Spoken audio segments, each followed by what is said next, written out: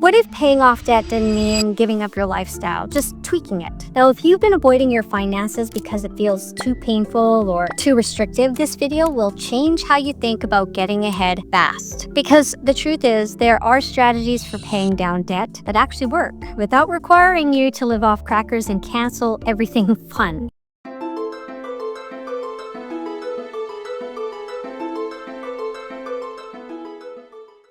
Coming up in this video, you're gonna learn 3 things. 1, fast and simple strategies for paying down debt, even if it feels like you don't have much to work with. 2, how to get ahead without giving up everything you love. And 3, how to start today without feeling overwhelmed or judged. Let me tell you something real. When your house is on fire, you don't stop to worry about whether it's embarrassing to call 911. You just act. But with money, especially debt, we do the exact opposite. We wait. We tell ourselves it's not that bad yet. We feel ashamed or guilty and we stay silent. Meanwhile, that little spark becomes a full-blown blaze. I've lived it. If I had someone in my corner back then, someone to help me take that brave first look, I might not have stayed in debt as long as I did. That's why I care so much about helping you start without fear. Let's get into it. First strategy, start with a quick win. Pick one small debt, not the biggest one, not the scariest one, just one that would feel really good to cross off your list. Maybe it's a credit card with a $300 or $500 balance. That's your focus for the next 30 days. You don't need a full-blown master plan today. You just need momentum, and that one small paid in full moment is how it begins. Now, here's something most people get wrong. They think the only way to get out of debt is to sacrifice everything, and that's not true. Debt freedom isn't about punishment. It's about priority. And instead of saying, I can't spend, try asking yourself, what am I spending money on that's not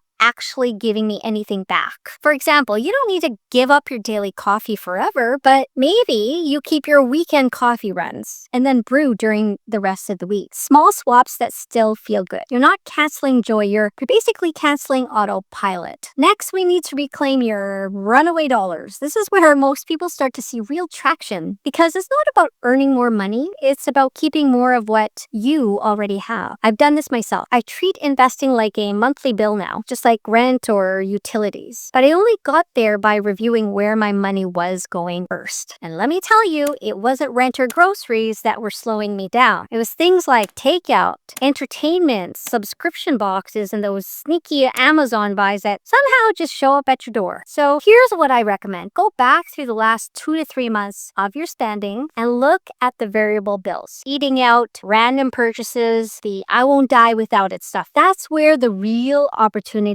is. Then take any extra income, a raise, a bonus, a tax refund, even a bit of side hustle money, and then redirect it toward debt, like immediately, before it disappears into some lifestyle creep. Most people waste opportunity money without even realizing it. All right, so once you free up some cash, it's time to choose your strategy. Some people like the Snowball method, paying off the smallest balance first for a quick win. And there's others that prefer the Avalanche method, paying off the highest interest rate first to save more in the long run. You know what? Pick the one that feels like you. The best strategy for paying down debt is the one you're actually going to stick with. Finally, and this is key, create a start today plan. Not next month, not when life calms down, today. Here's how. Step 1, list all your debts on one page. No hiding. Step 2, circle the one you're going to tackle first. And step 3, set up an auto transfer. Even if it's just $25 a week, it doesn't have to be big. It just has to be in motion. Tiny action beats perfect planning every time. Now, you might be thinking, okay, I can start doing all of this, but what if I end up back in debt again? And that's the next step, because if you want to stay out of debt, you have to understand why you got there in the first place. And that's what I break down in this next video, where we talk about the psychology behind debt and how it shows up in ways you don't even realize. So go ahead, click on the next video right there. Most people skip this part, but the ones who don't, well, they're the ones who finally get free.